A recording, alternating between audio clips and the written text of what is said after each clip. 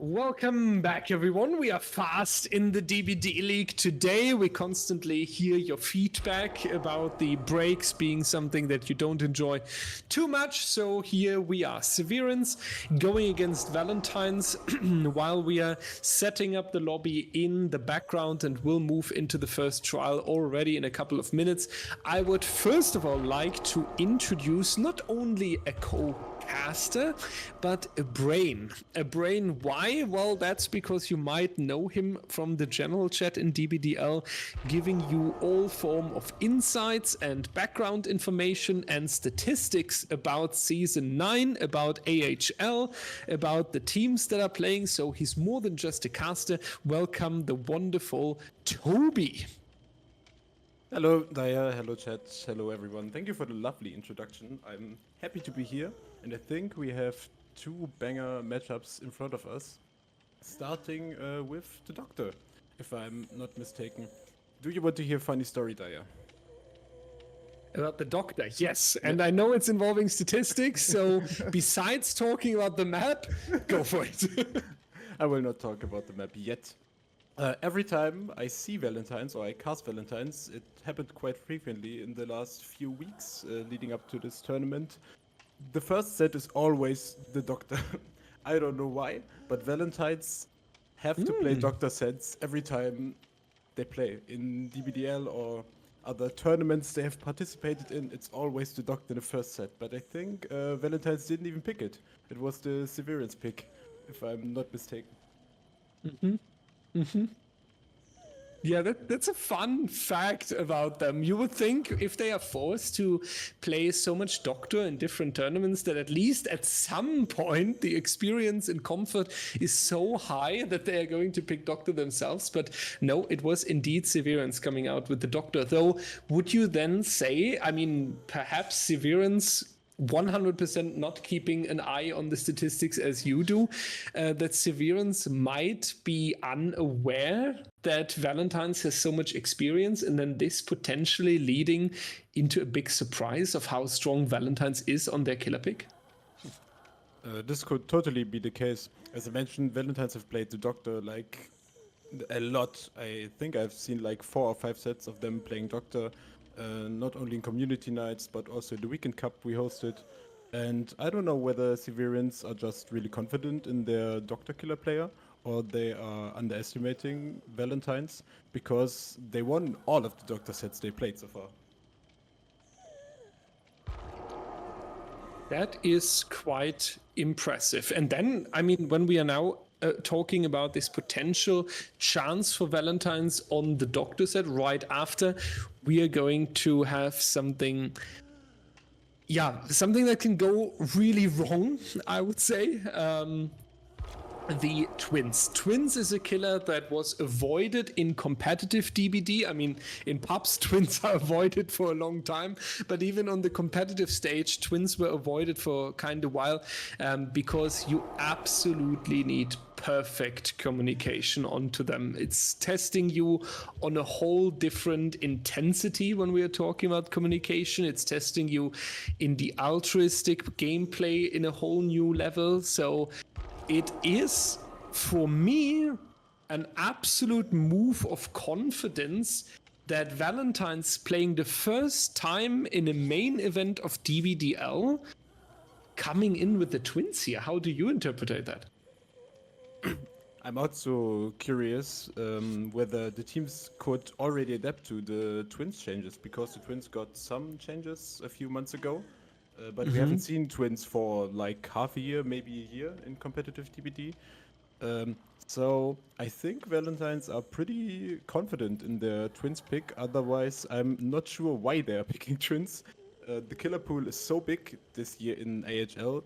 There could be any other killer, but I think they really wanted to play Twins. Maybe they prepared some strange Twins tactic nobody can counter. We will have to see, I guess.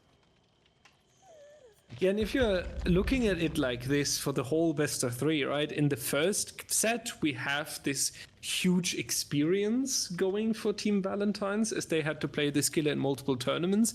The second one, absolutely off matter for comp DBD, something surprising. Twins requires a lot of preparation, so you would think that Valentines is better prepared than Severance here. In this case, sounds overall like it should be a win for the Valentines. As tiebreaker, we would have the Unknown on Ironworks 2. I expect some wrong map sets there already later on, sending us to Ironworks 1. But it sounds like a solid best of 3, I would say. And the Unknown also quite kind of mechanical. You need to be careful with the projectiles on the killer side, a little bit like you need to practice the timing with the Doctor Shocks. Honestly, based on what we have just talked about, I see Valentines as the potential winner here. Absolutely, I couldn't agree more. And even the Unknown pick as the tiebreaker for today's matchup is a pick Valentines used to play a lot in other tournaments. I'm not quite sure whether Severance is comfortable on the Unknown, but I know if 2D is maneuvering the killer in a potential Unknown set, Valentines are set up for success because they're very familiar with it.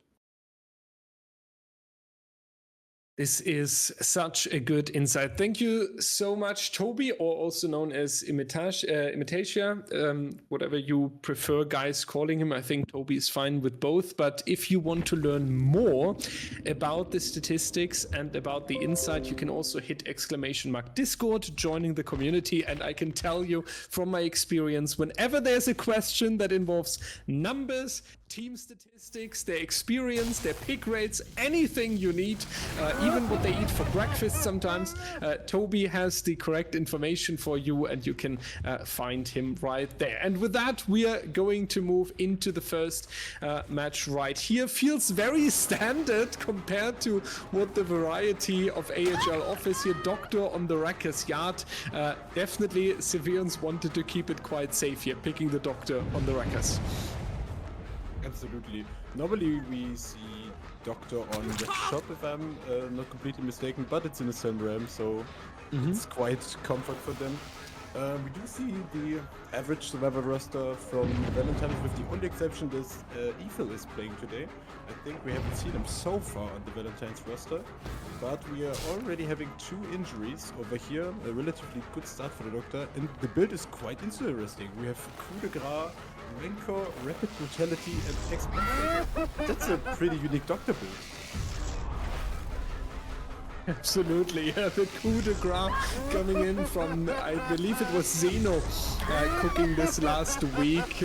Zeno always known for something wild. I hope I'm giving credit to the right person there, and now it seems to be an agreement here for the Doctor that is definitely a good move to sometimes being able to make an ambitious swing through a pallet that you just tried to shock. Ethel going down here, taking the first hook stage. That shouldn't be the basement, as we had enough distance to prevent that from happening. The other 3 survivors have taken care of the injury that we had so far into the trial, and will now begin to further spread across the generators, going for some progress. But David not watching out here, an unnecessary injury if you are asking me. There's going to be the haste effect for the Doctor, a very standard perk after Season 9. These 5% extra haste for a short amount of time in exchange for not gaining Bloodlust any longer. But yeah, Valentines here with an unfortunate start, rather relatively quick down, then a few injuries left and right. They are now starting on the next generator here, but Ward definitely having quite some things going for him. Absolutely, and we touched this bit a little bit, but it's pretty aggressive if you ask me. There's absolutely 0 gen slowdown. You're playing a really aggressive Doctor who wants to be in your face most likely all the time. Let's see whether he can deny this unhook, but as a Doctor you should be able to. So that, no, there's no way to get this unhook in time. Besides someone else joining in. Oh no, he gets it. Okay, that's pretty interesting. We do not hit second stage, which is pretty big. But also the check generator is being denied, and we will follow our tunnel out here. Check pellet not dropped yet, but here we have another down onto Evil, and the tunnel out is in full force so far, but we already have 3 generators pumped. So Valentines is doing pretty good so far. Absolutely. They needed a little bit of a reset there on the survivor side. So absolutely giving also some comfort feeling now. You don't have the Doctor being in the too dominant role anymore. Now they need to watch out that with Tobi and Ethel here, it's not going to be too much chaos on the survivor side. Dwight, unfortunately, coming in too late as well, and it won't be possible on the final edge there. Tutti Frutti, the man himself, rotating in, showing us a nice save on the team member. Unfortunately, Ether is not going to turn it into the longest run. Was maybe even surprised himself that that worked, but it was definitely wasting a little bit of time. Tobi off the hook in the distance. Now it's going to be the basement. Unfortunate turnout for the Valentines here, but you talked about it, Tobi. We definitely have some setback. We have noticeably more pressure on the generators, which is important when you want to put pressure back onto the Doctor. So I think they can be really happy here. Absolutely, and the other thing is this was not a pellet save, it was actually the D-strike that got used right there, as pointed out by our lovely staff. But this is even worse now, because Evil has no tunnel protection when he gets off this hook.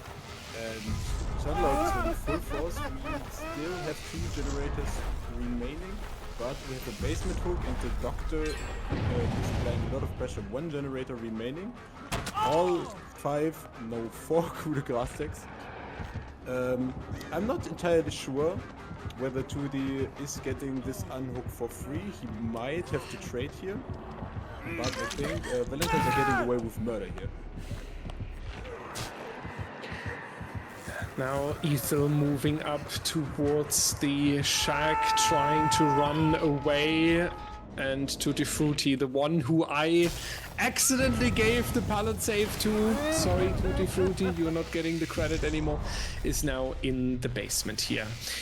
Kobe, Ethel and Scroller are the 3 responsible survivors here. They have to do a reset, they have to move into the basement, they have to take care of the generators, so there's a lot to take care of at the moment, and the Doctor certainly giving them some tasks to do here. The good news is though, Valentines has only 1 generator to go.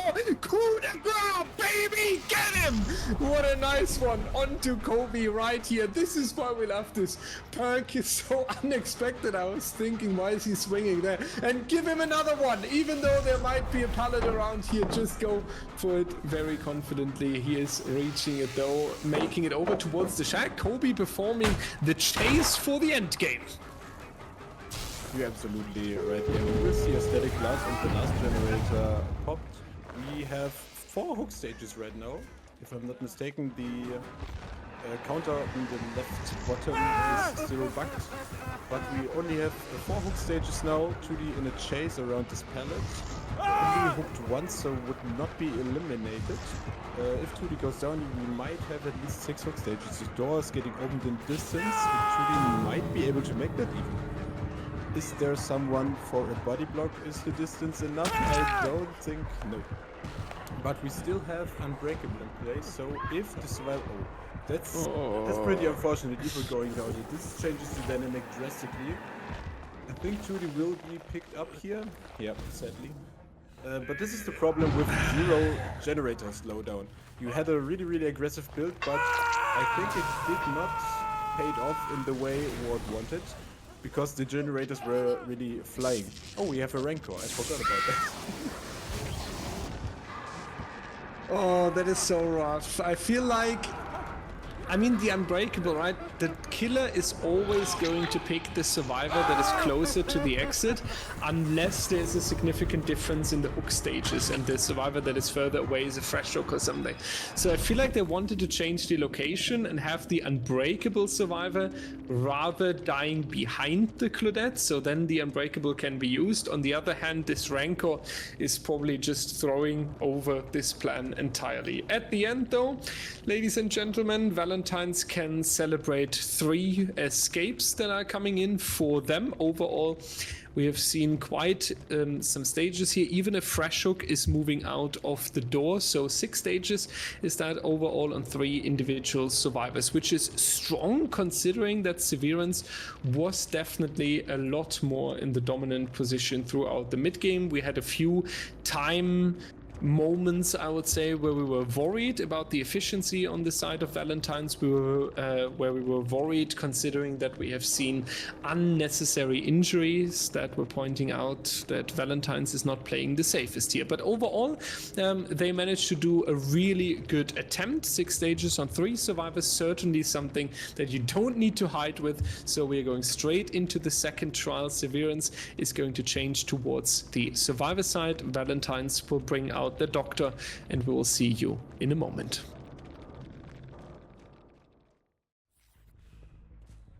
Hello everyone and welcome back to the Wreckers Yard. We are in the second part of our Doctor set with Severance against the Valentines. We have Tobi on the Doctor searching for his first survivors, and he already found one over here in the corner of the map, playing around the filler tile, using some shock therapy on this ace, getting a hit and moving on further into the map. We do see a pretty different build. We have Ruin. No, wait, don't think we have Undying.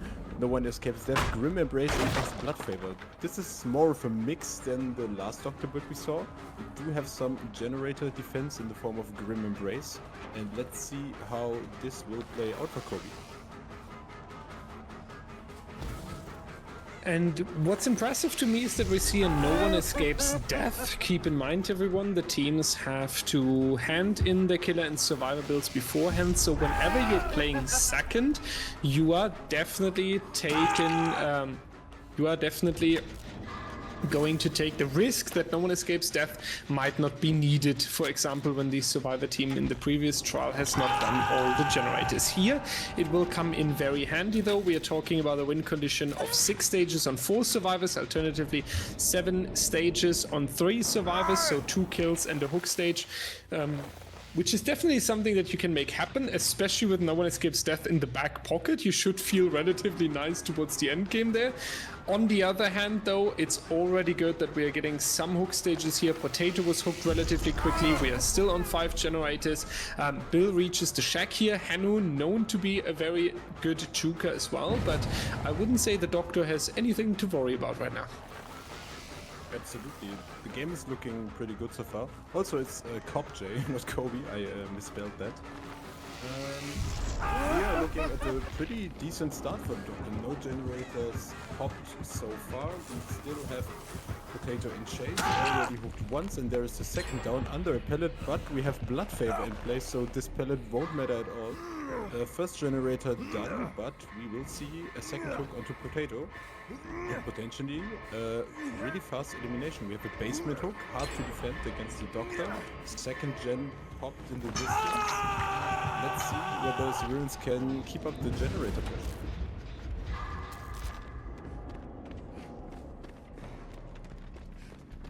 Yeah, very, very rough, unfortunately, that the Wreckers Yard shack is now going to come in clutch as well. Usually you want to try to die towards the outside, even in the pockets completely to the side where the generators are located can be helpful. Potato might only be rescued for a trade here. It could be something that Severance wants to take, as we have 2 minutes and 20 seconds on a fresh hook being hooked and hanging in the basement, but it's definitely not so comfortable for you. Ward is being the one who goes for the rescue though. Moving in, it looks like it's not going to be a trade because he has not been noticed by the Doctor in time. Dodges the shock as well though. With that, it's going to be too late, but he has to go and make a decision. Ward is able to block the Doctor. What a wonderful play by Severance here.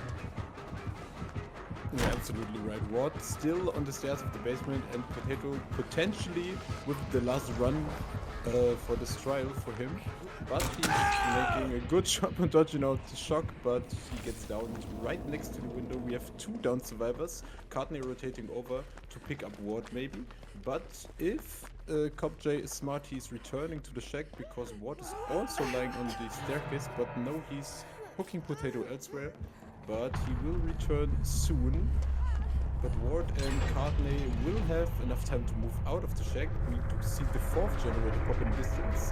Only 3 hook stages so far. Kopje needs to step up his game a little bit and put on some speed. And now Kopje is going to try getting the Nia onto the floor. Ward is just holding W, can't avoid the inevitable. Is going to take the next down. Hook stage number 4 is coming into the trial here. Elimination has worked so far, but this means we have the pressure on Team Severance. 3 more stages for the Doctor, for example, Ward dying and then another survivor being hooked would seal the deal here. Ward luckily having the deliverance to unhook himself. This is going to cause quite a setback for the Doctor, who doesn't get any time win for himself, as no survivor was needed to rotate over towards the hook stage here. Claudette Cartney is going to take the next chase, has 2 tags to take. Cartney therefore running towards the edge of the map here, far away from the active generators into the corner. The truck is usually a tile that gives you a lot of distance as a survivor. You can run multiple loops around it, and especially when you're dropping the pallet, you're wasting a good chunk of 15 to 20 seconds of extra time here. And if all of that is being pumped into the last generator, then Severance definitely about to reach the end game. But ladies and gentlemen, keep in mind we have another injury. We have no one escapes death for Hanu, so even Buddy cannot be thrown in to give some extra protection here. So the story is definitely not over. You're absolutely right there. And the problem Severance is facing here, Cartney will get on his first hook, but this is the 3rd fresh hook, and if the Doctor decides to camp Cartney to death, we are looking at 7 stages, if I'm not mistaken, and that would already be the win. So he could decide to stand in front of this hook or close to the hook with his know-it and camp it out, but he has other plans. He spotted Hino over there, and maybe we will see more survivors on the hook relatively soon. We do see the save onto Cartney in the distance. Let's see whether Kopje can find the down onto Hino. No, it's still not revealed. So we will see what the survivors can make out of this endgame. Hopefully a lot. Hanu needs to run here. He has participated in multiple 1v1 events and has put up good runs. Hanu was also a staff member of DBDLeague for a long time, so there's some extra wishes that he's escaping. Unfortunately, though, Valentines has something against it. Overall, we are now having the 6 stages, and these 6 stages have been awarded on 4 individual survivors, meaning that Valentines already this moment has taken set point number 1. It doesn't matter if Hanu is getting rescued, it doesn't matter if they are going for a 3-man escape. By the 3rd win condition, which is comparing how many individual survivors were hooked, they have taken the win here. Now Valentines, a team that is coming from the Weekend Cup, they placed 2nd there. Unoya is the one that qualified directly from the Weekend Cup, but Valentines, since the community night, since the Weekend Cup, a team that we noticed multiple times, a team that is very well prepared, puts a lot of effort and a lot of preparation into their games. And the fact that they are coming out here and putting up such a good performance against Severance, where we have some known players on the roster, is definitely a very wonderful story. Absolutely. We still have chases going on over here. Ward is doing a pretty good job of juking our Doctor over here, but I think the other survivors might consider just leaving any minute. They did reset themselves, so the gate next to Ward should be open by now, and they're coming in for the body box, but they cannot close the distance, and Ward goes down next to the exit gate, and this will confirm the next hook stages. And I guess Hino and Cartney are just deciding to leave because it's not worth to go for the rescue, as the trial is already decided. Oh no, they're coming back. I spoke too soon. They are coming back for the rescue. Let's see whether they can perform this 2-man hook rescue attempt. They're both moving in. Doctor is shocking. Oh no, they can pull it off. It's really nice for your confidence if you can still pull off hook save right in front of the killer. Going into the next try, you might have lost this one, but you will definitely carry over the confidence into the next one. Absolutely, yeah. A lot of people are always asking why are teams going for this when they lost. You mentioned it. It is a confidence factor. It shows you our coordination works on the survivor team. We can make something if needed. You also have this now as an awareness for the second set, right? In case you're about to lose and you need to pull like this to take the win and push it into the tiebreaker, then you already learned in this best of 3 against the killer of Valentines. This is something that successfully works, and then you're coming in with a lot more confidence. And let me tell you, team chemistry, ladies and gentlemen, and confidence on the individual players are two very important resources in competitive Dead by Daylight. You're simply playing better, and it's worth more than a good gaming chair. Therefore, we're going to move into set number 2. Congratulations to Valentines taking the first set point. Let's see if they can also take the set point on their chosen twins, or if it's Severance fighting back. We will see you after the break.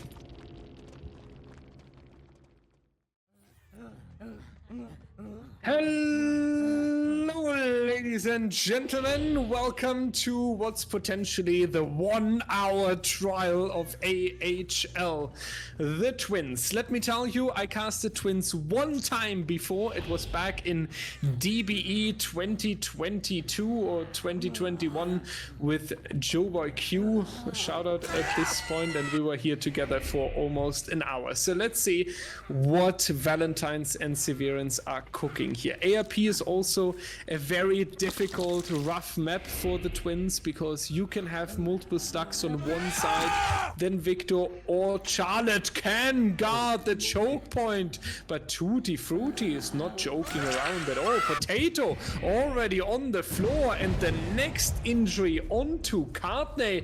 Tobi, is this going to be a speedrun? 2D definitely makes it look like it's going to be a speedrun.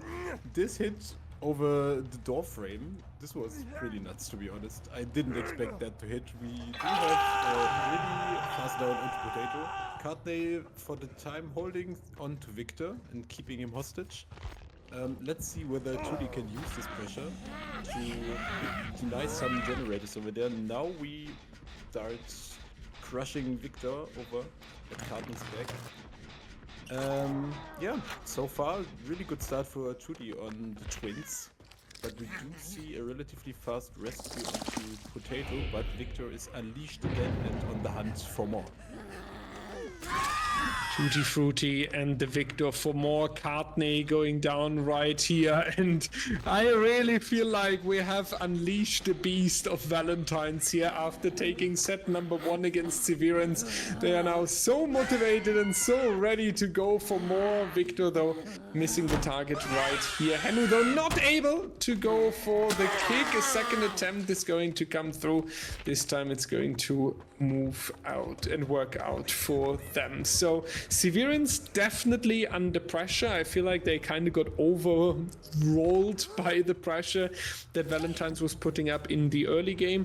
They need to find the possibility that they are unhooking Courtney, then going for the reset and somehow having a longer chase in the mid game, that Charlotte and Victor are not able to constantly injure someone, constantly chase someone, and putting the survivors in a bad position. I feel like this is really important to happen right now. Next gen is going to be progress down here. We have seen earlier that a few generators are around the quarter mark, which is certainly not what you want to see on the side of Severance, yet it's a good start when they want to pressure individual gens at first. The next thing is Rune is still doing a lot of work. We only saw Undying getting cleansed earlier, but the Rune is having a lot of value right now because 2D is doing a really good job of in chasing the survivors off of the generators, constantly pressuring them with Victor and Charlotte. And at this point, we still have no generator completed on the side of Severance. We already have 2 home stages. Courtney is still injured. and Tudi is in another chase with Ward. And also the resources on the map are getting fewer and fewer. We already saw like 4 or 5 dropped pallets around the whole map. And if Tudi can keep up this momentum and the speed at which he's going right now. Okay, never mind. It just instantly popped 2 generators at the same time. Never mind. But it's not looking too bad for Tudi right now.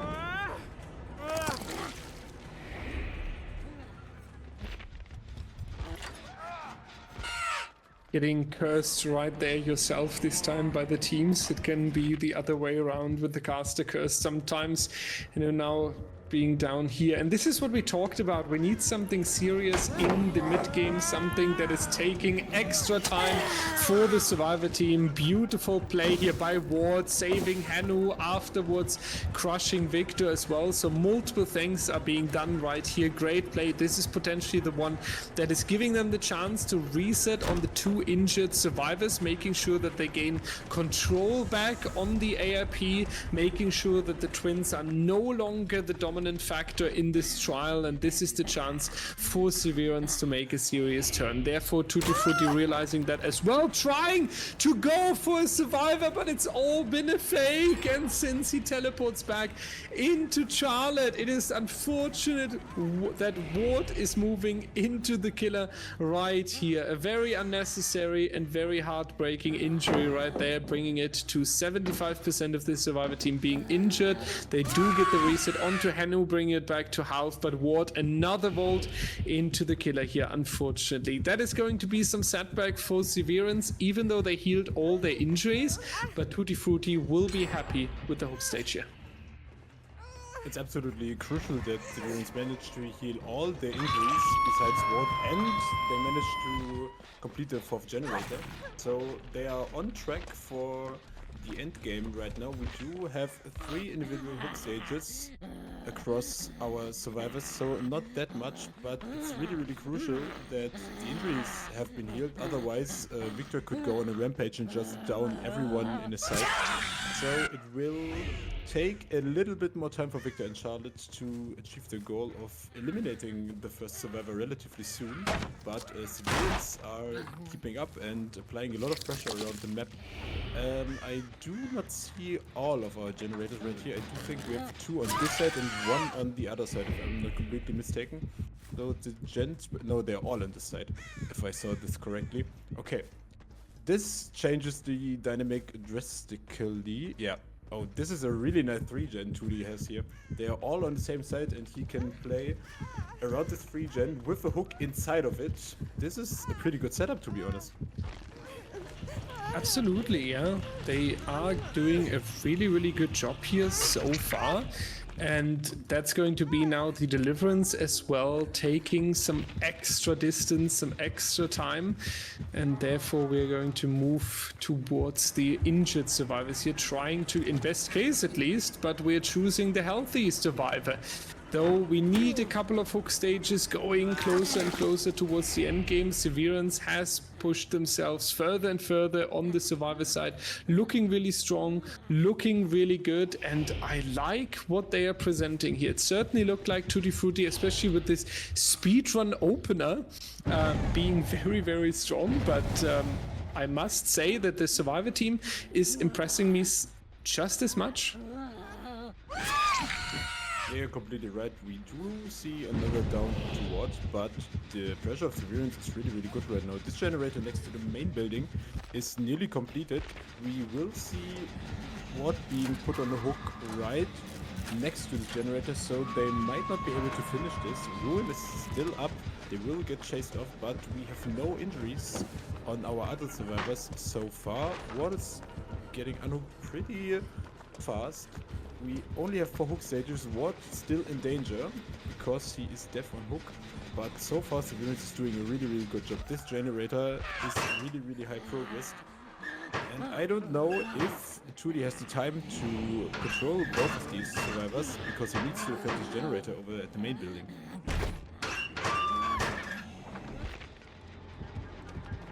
A lot of chaos now on the main building, scratch marks everywhere. This is Courtney, would be good for Severance, has more hanging time, no elimination coming through just yet.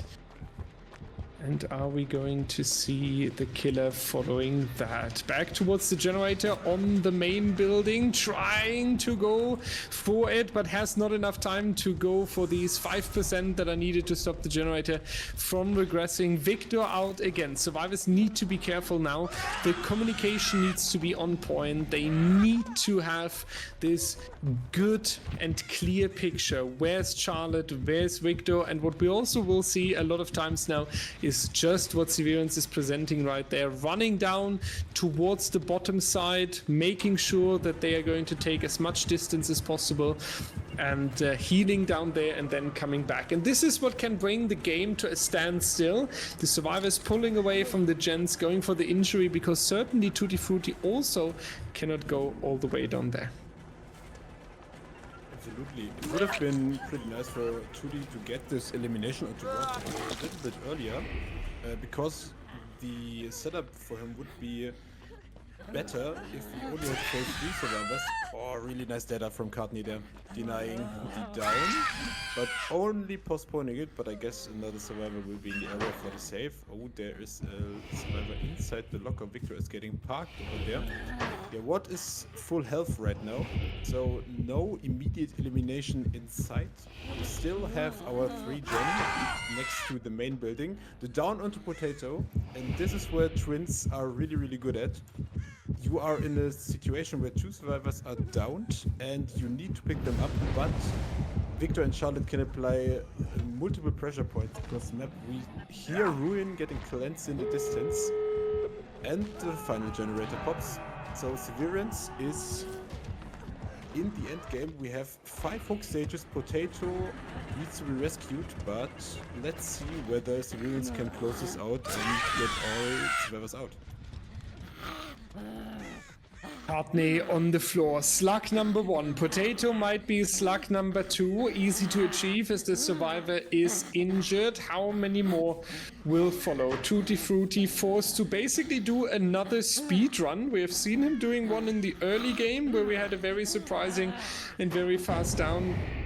So let's see if he's capable of doing that again. Courtney already picked up on the other side of the ARP, therefore showing us that Severance is aware that the hook stages are counting now, that Tutti Frutti will try to go for some pressure here with some downs, with some slugs, anything crazy that you can imagine. Bill, though, is the perfect target for Severance. He's not injured yet, so he can carry Victor around. He has some extra time. Ace is going for the exit gate, and we have Ward potentially coming in to take an additional hit here for the teammate. Is it going to work out? Victor is hard to dodge. You need to be in the corner. That's going to be the kick immediately, but is Ward quick enough on healing the survivor? The answer is no.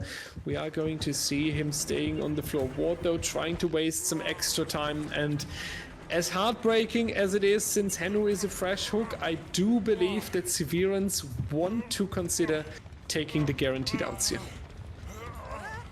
I don't think they will, to be honest, Daya, because they are already positioning themselves in the basement with like 2 people for the immediate rescue of the Henu. This will be the 4th fresh hook, but they will try to get their out. Potato is still injured but on death hook, so he could be the ideal target to block. There is a snipe from Tutti Frutti on the Potato, but they will try to heal him instantly.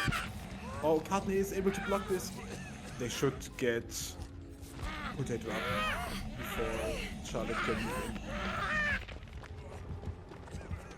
That is actually going to be a 4-man escape here for the team. Very, very insane. 6 stages at the end. 2-1-1-2 on the individual survivors.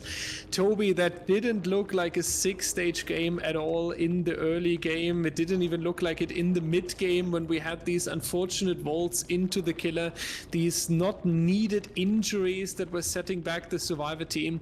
But coming back so strong that, I mean, when we felt this point, right? We were talking about it when the communication was on point out of nowhere, when the survivors were then going towards the bottom side, healing, resetting before coming back. It really felt like Severance played two different trials here. The first one, round about 4 or 5 minutes, where things were not too much together yet. Also maybe from the first trial that we have seen, where on the doctor side it didn't all work out. And then they started to click the puzzle pieces together and present us one hell of a team performance. Very well done. Absolutely. As you said, Severance communication was on point at the mid game. They managed to break the 3-gen near the main building, and their coordination was absolutely fantastic. Even at the last play, where Potato gets sniped by Victor, and they managed to block with Cardinal to deny the down onto Hinu and pick up Potato in the meantime. This coordination was really, really on point, and they really deserved this 6-stage game.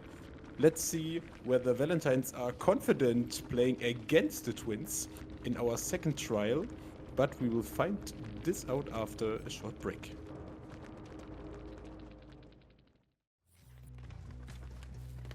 Hello everyone, welcome back to our second trial of our twin set. We do see Ward on Victor and Charlotte. Let's see how this one turns out. The win condition is 7 stages for fresh hooks. So Ward needs to apply a bit more pressure than 2D did in the last trial. We do see an immediate injury onto Scroller, but we also see quite a different build from the last one. We had no rank and blood favor, if I'm not mistaken. There is a survivor behind this rock. It's J. So far pretty, not a slow start. We do have an injury, and Scroller is holding Victor hostage. And we see the killer instinct over the Shack, another injury onto Cop J. But so far pretty standard start for a twin set.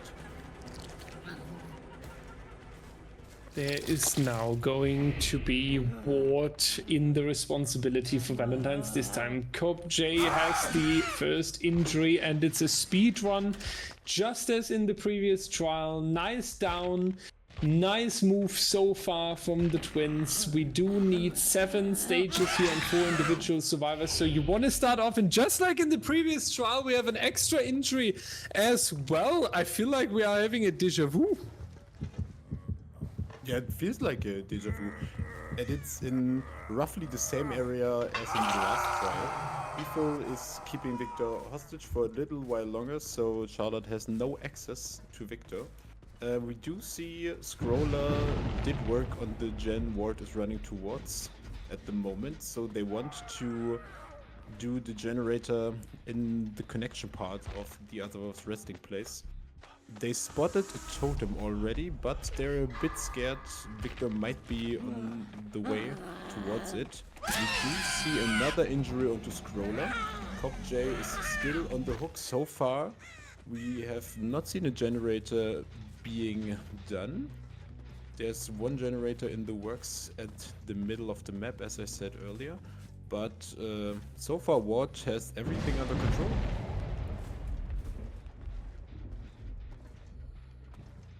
And now it's going to be this choke point gameplay that we were talking about earlier. ARP, perfect for that. When you have a survivor down here together with 3 generators that you want to defend, then you can really hold it. You could even increase that by Victor and Charlotte being spread. But even here, Tutti Frutti is trying to move in.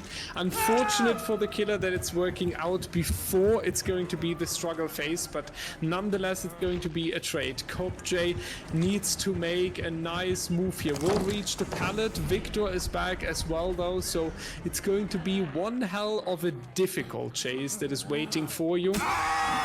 Trying to... not going to work out, was saying trying to prolong this down as long as possible, giving the team members some time here, maybe for the generators, maybe for the pickup on Tutti Frutti. It's going to work out at least with the deep wound effect here due to the Soul Guard coming in clutch. Very nice for Valentines. I feel like this Soul Guard has more impact than we can imagine at the moment. Yeah, you're absolutely right, but we do have a decisive strike. We decide not to pop it yet. I think Kopje could have popped it. The Dead Hard is already in his stable there, so he could have used Dead Hard afterwards. We do have Kopje on death hook now. The first generator is getting popped. 2D needs to mend. I don't know how far the other generators are progressed, but Scroller and Evil should have been doing generators. In the meantime, Kopje and 2D went for this straight over at this hook stage. We do see quite a lot of progress on this hill generator, but so far there's the next survivor. Was it survivor or was deception? No. Scroller is in the locker, and Victor is holding on to it for now. Still only one generator completed for the Valentines. We are like 5 minutes into the trial and only one generator completed. This is not looking that good. We do see another trade with Evil, and Kopje needs to find a good spot to use his decisive strike. Dead Hard is still available for him. Let's see how far he can run Victor and Charlotte, and how many generators will get done in the meantime. Yeah, hopefully a lot of gens, because what you were pointing out here is really important. 5-6 minutes into the trial, 2 generators completed, the elimination waiting there on the horizon, Ethel being slugged, so a lot is going on at the moment. And when we then take into consideration that the Twins were the pick of Valentines, you would expect a little bit more. For example, a flashlight save, a double flashlight save. Come, give him the chain, blind him until he needs to go to the doctor. That was such a nice one here from Valentines. Tutti Frutti, Juicer, Elf, Dwight coming out and going for the rescue, even just chilling when Charlotte and Victor are both together. Very nice. That was what Valentines needed. They are going to continue this altruistic approach. Going to keep the survivor here in the pallet, yet Ward has found Tutti Frutti. Was expecting that something is going to happen, but Dwight has the chance here to cause some significant delay on the killer side by going here and there. We see the switch now on to Victor. Ward would need to get the injury. Eventually he's going to get that, so Tutti Frutti will be a lot more careful now, considering twice if he wants to go for the pallet save, and it's not going to be that anymore. Yet it costed roundabout half a minute, and Tobi, that should be a gen, right? But we only have a quarter down here. Oh, the gen progress is really lacking so far. Scroller and Evil are on generators right now, but Kopje is eliminated. We still have 3 generators remaining. 2D is injured. Yes, he has deliverance, if I'm not mistaken. There's a miss from Ward, so 2D will live another day. But the situation is looking pretty dire. 2D leads a really good chase right now, but there is no good chase inside. He gets down right at the pallet. Victor is getting parked over here, and Charlotte is moving in for the immediate hook, or is she moving in to disrupt those generators? Both of those generators should pop relatively soon if Ward is not there in time. He's moving to the right place. He's moving to the check generator. Let's see whether Scroller can finish it. Oh, I was about to say, if that is going to hit around the corner, that would be quite punishing for the Valentines. It is going to be a very slow game from now on. They lost the survivor fairly early, yet they are about to make the necessary counter to that. Shack generator has a significant amount of progress. Ada, for my taste here, a little bit too greedy. Ether as well, unnecessary injuries that are being spread here, putting everyone into the injured state on 2 generators remaining. You want to be much more careful when having only 3 survivors, and if this is going to be a second down, then we might even be able... What is happening? That is a lot of chaos at the moment. That is survivors running into each other. I don't think this is what Valentines was trying to plan here. Very unfortunate, very rapid end also to Valentines and their set.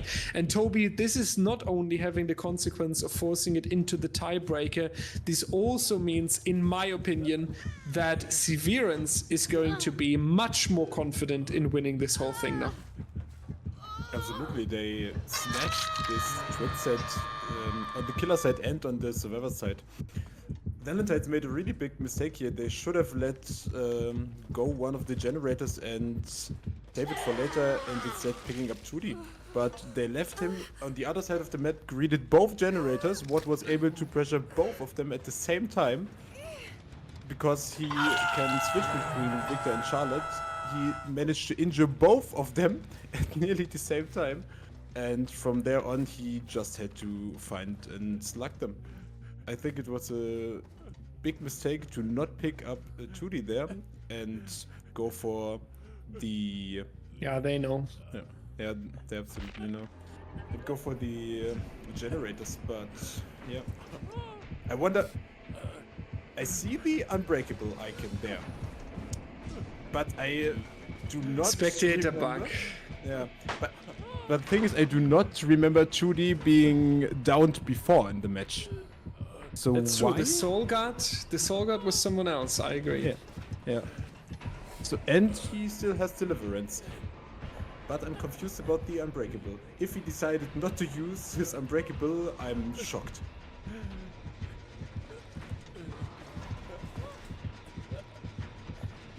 Yeah, I think they made the calculation based on the Soul Guard, because the survivor that has Soul Guard very often has the Unbreakable, right? To have this extra sort of protection. And then the survivor that has the Unbreakable very often comes with the Deliverance, at least when we are looking onto... when we are looking on how the teams are playing it and how they are bringing it in, it's very usual that we are going to see the Unbreakable being paired with the Deliverance. So it is a good, yeah, let's say, call here. I mean, Dwight also played very, very aggressive. That indicated his Deliverance as well. Being around the fun bus earlier, making sure that he's going the one who goes for the flashlight save, the pallet save, showing himself so often. When you have a survivor who's doing this so much and takes this high risk, obviously high risk comes with the chance to be downed, comes with the chance to be hooked, and then most of the time that is the one who has the Deliverance to unhook themselves and the team not needed to take care of them. Therefore, good call here by Severance and good performance going into the tiebreaker. We are going to present you the Unknown on Ironworks of Misery 2. It is the variation that is going to be played. Let's see how comp teams are playing on such an unusual environment. We're going to be back in a moment.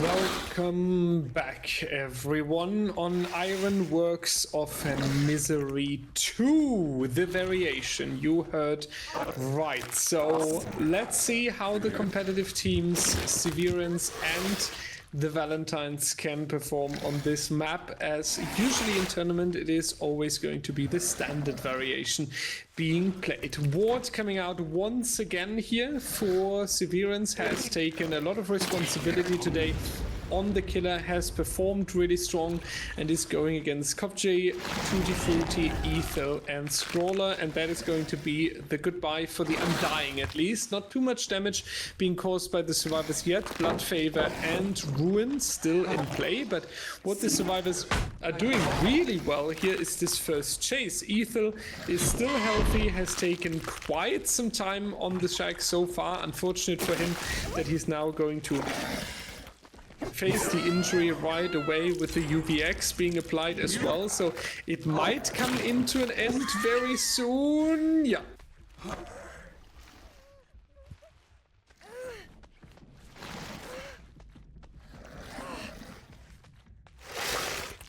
I'm not sure if my co-caster got lost, but it seems like we have a technical... no. Okay. I'm absolutely here. I forgot to unmute after I Okay. I'm totally here. Ethel's chase was pretty good, to be honest, at the start of the game. He managed to run the killer around the shack for like the first generator. I don't know whether they doubled or tripled it, but from my gut I would say they doubled this generator, so there should be more generator progress soon. Once however is moving in for the rescue, but Ward is camping the shack and the basement at the same time. They might want to consider a trade, but with this injury onto Tobi, could be pretty difficult. He decides to move on, but still gets hit in the window. I don't know whether they can save Ethel before he hits second stage, to be honest, I am. That is the important part, though, for Ethel here, trying to get the survivor off the hook in time. It would be really bad, because if he's hitting the second stage, then you can rather let him hang almost until death and then unhook him 10 seconds before he's going into the elimination, as you would then have the most time on you for completing these generators. Is it going to be another successful long chase around the shack, though? It's a little bit difficult that the survivors are over here constantly. Kopje is also taking an injury. They are not successful with the team rescue yet. That's going to be the move from the hill. No balanced landing, force into dropping the pallet, and these mind games need to be flawless, because having another down right next to the shack and the hooked survivor is not something that Valentines could take at the moment. Kopje should have enough distance to move around this loop here. Ward is trying to go for another UVX shot, misses it though. That's big for the survivor team. Ward was calculating that very differently, needs to think already, where can I teleport back towards the shack potentially if needed later on. Will do that now, expecting that Tutti Frutti or Scroller have rotated in, which is the case here.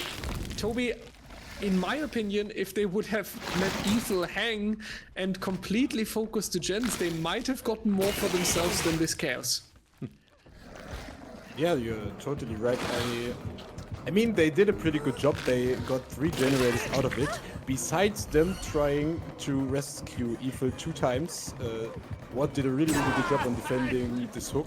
Ethel is now on death hook, and Tutti will maybe need to throw his body in the middle of this chase. There is still a pallet to play around, but I think Valentines did a pretty good job with the generator progress besides going for the rescue. There is another UVX shot onto Ethel, but he has a really solid chase so far. Decisive strike is still ticking at the bottom right, and there is the down. Okay, so Ethel has another decisive strike up his sleeve. He is hitting it. This time Kopje missed it in the last trial, so the elimination is postponed until further notice. There is a teleport away from Ethel. Okay, he decides not to go for the elimination right now. This generator is half finished, but there is another complete generator at the other side of the map, so we are down to 1 generator and only 2 hook stages so far. Valentines are doing pretty good. Absolutely, yeah. Valentines, besides the, we could actually call it chaos that we have seen when going for the rescue around the shack there, and definitely taking a little bit too much against themselves, is still looking really strong. 1 generator away from the end game, feeling really good, and we have prevented the elimination all the way until now. This is the big thing as well. With Kopje being hooked now, we are going to hit the first hook stage on that survivor, so 2 minutes 20 seconds of hang time, which is easily worth a whole generator. Ethel, though, for the rest of the game has the responsibility to stay hidden at least all the way into the end game. Then I could imagine that Ethel is trying to take it down, trying to trade only his 1 stage for the killer compared to a fresh hook, for example, but for now he definitely needs to hide. Ward becomes more aggressive here, moves away from the hook once again, tries to get the fresh hooks now, which is a very understandable attempt, because with the end game being relatively close in reach due to the generators being almost completed, you would rather get hook stages on fresh survivors right now. Yeah, we only have 2 fresh hooks right now. Scroller might be the third to follow, but the situation for Valentines is pretty good so far. They have a generator at like 50% in the main building, if I'm not mistaken. Oh, this UVX shot was crucial, but we do have a hallucination on the other side. So there is the down onto Scroller, our third fresh hook. There is Dwight in the distance, but not in position for a flashlight save this time. Oh, no, the generator is at around 60-70% maybe in main, but there is another generator at the other side of the map, and if there is no hallucination right next to it, this generator will pop. So we go into the end game with only three flash hooks and 4 hooks in total. This is a pretty good situation for Valentines to be in, but Copj is out of position, and they will be the next turn. Missed that hard crucially.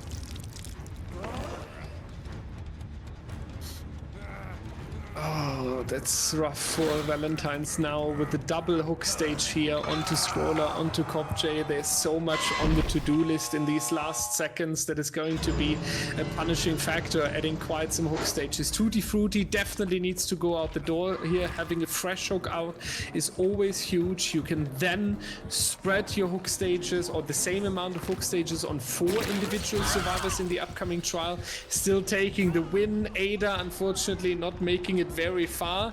Dwight will be safe. He has the chance to the exit. Now Valentine's taking it risky though.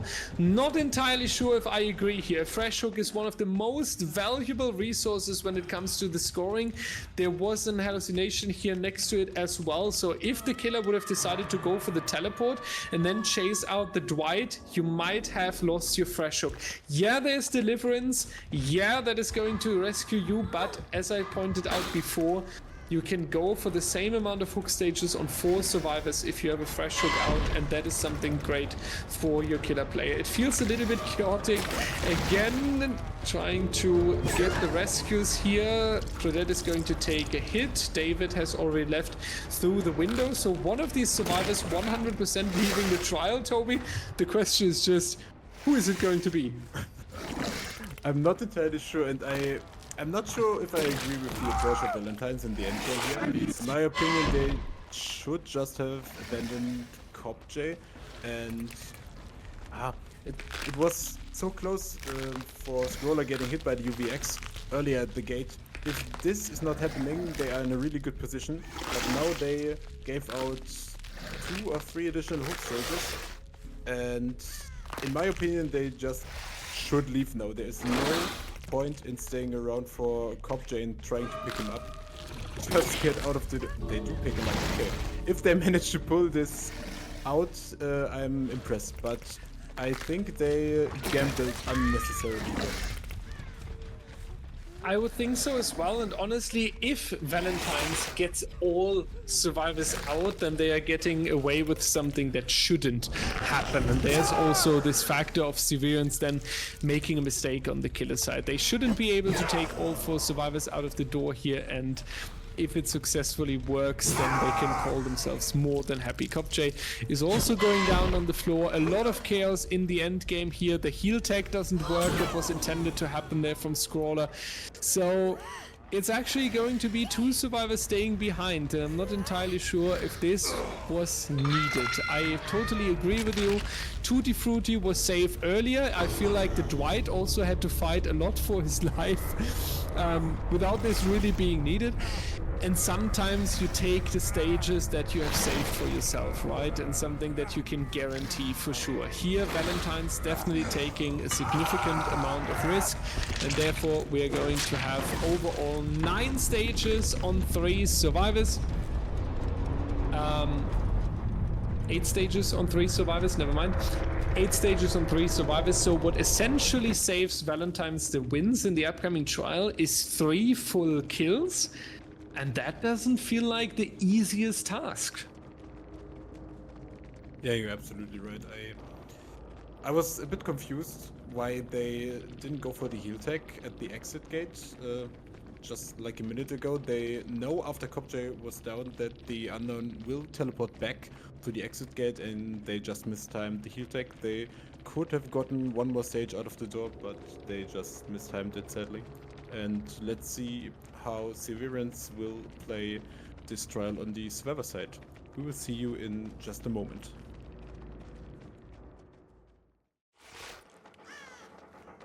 Hello there, and welcome back to another trial with our friend The Unknown. We are seeing Severance versus the Valentines. Tutti is on The Unknown, spotting a survivor all the way on the second floor of the main building, decides to go up there, and Deer instantly turns around. And we'll have to break this wall for huge chases. We do see Corrupt, Hex, Blood Favor, Undying, and Grim Embrace. So a pretty defensive build for now. We will see how this one turns out. The win condition is 8 hooks staged and 4 fresh hooks, as 2D was not hooked in the last trial. They could achieve the win with only 8 hook stages here. There's the first VX shot hitting onto Ward. He decides to turn around. I don't think this was a really good idea. Does he make the window walled in time? No, he decides to juke around in the office area up here. And this could be a relatively quick down, unless Ward has balanced landing, but no. There is the first down for the Unknown, and let's see how the generators are looking. We do have over 50% on this gen, roughly 50 over here. And also above 50% over this generator, so 3 generator in progress. Not the worst start for 2D, but also Severance are in position for a really comfortable trial. Yeah, when we are talking about 3 full kills being needed, then this is definitely a good start for the Survivor team. Tutti Frutti with only 1 hook stage so far, and he might be in a little bit of an illusion right now, thinking, well, I still have 5 generators, I have a lot of time on my hands, but in just a few seconds, if he would have wasted more time on the shack, which he luckily doesn't, he would come to the realization that Severance was preparing much more in the meanwhile on the Survivor side than it looks when we are taking the info from the HUD. Going up on the main building here, wasting a lot of time. The killer has to follow though. Tutti Frutti needs to have some downs, some hook stages. There it is, 2 generators, and if I'm not mistaken, we can count to 5 here, and then the generator number 3 could come out as well. There we go. I'm absolutely in the read position here right now. Ward going to try attempt a very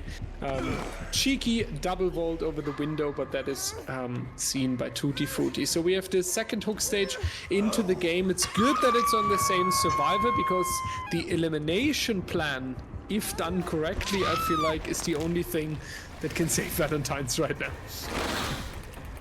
Yeah, I totally agree. The generator pressure is really good from the survivors of Severance right now. And 2D struggles to find quick changes. Ward has had a good run over at the main building, and we do not see the hit onto Hilo. I wonder if Potato is rotating in for the save, because he was hovering there earlier. Hilo was distracted and could not work on the gen for the last couple of seconds, so the only survivor on the generator right now should be Courtney, but there's no one rotating in for a save at the moment. We might see 2D camping this out, because he is confident in his ability to snowball this game from there. But let's see how the generator progress on the other survivor is looking, because I don't think they will rotate in. There's 2 of... okay. I just fixed it. They will rotate in and save Ward at the last possible second, but there will be a trade, and with the hallucination setup, 2D might be able to body block this and get a quick elimination onto Ward if he is not able to play this pellet correctly like he's doing right now. Very nice shutdown from the killer to this plan. They tried to protect the survivor that was about to be eliminated, but ultimately it's not going to work out. Ward is going to take the elimination here, and Courtney, we can only hope that they are coming here in time for the rescue. It is successful though, yet it is going to be the end game coming out for Severance. Very strong to see that. Hanu is going down though. There would be 6 stages. We would need 9, so we need an end game speed run by Tutti Frutti, and now it's all coming to the question, how long can Courtney run the killer on Shack? Yeah, we do see the UVX shot onto Courtney. Potato should be rotating over to Hino in the meantime to get the pickup and work at the exit gates afterwards, but Courtney gets hit relatively quickly, and if 2D is able to catch out Hino relatively quickly and find Potato. This could be a potential 4K, but it all depends on execution right here. We do have one survivor on the ground. We do have survivors working on the execution, or at least there were survivors. We do find Potato over here. If we can injure Potato and maybe end this chase relatively quickly, this trial might not be over just now. That is going to be the Unknown chasing Potato now, and it is unknown how it's going to affect the result, because unfortunately it remains unknown how far the healing progress is over here at the shack. The position of the survivors is no longer unknown, because these survivors are now going in a chase together, but it is still unknown how many people are going to make it out of the door here. You are very welcome, everyone, while we are watching the last few seconds of this endgame. Claudette, though, on the sprint, on the run. Ace has the exit gate good to go, and that, ladies and gentlemen, seems to be the decision. Severance with 2 survivors out of the door, and Hanu going to do the other side as well. And Tobi, that means he is taking the hatch for the style point. Yee-hoo! Nice move there. I love to see that. Severance struggling at the beginning in this best of 3. Valentines coming out more confident, if you are asking me. But then throughout set 2 and 3, Severance coming really together. Everything fell together like puzzle pieces, and I feel like they were just this good step ahead and a bit stronger.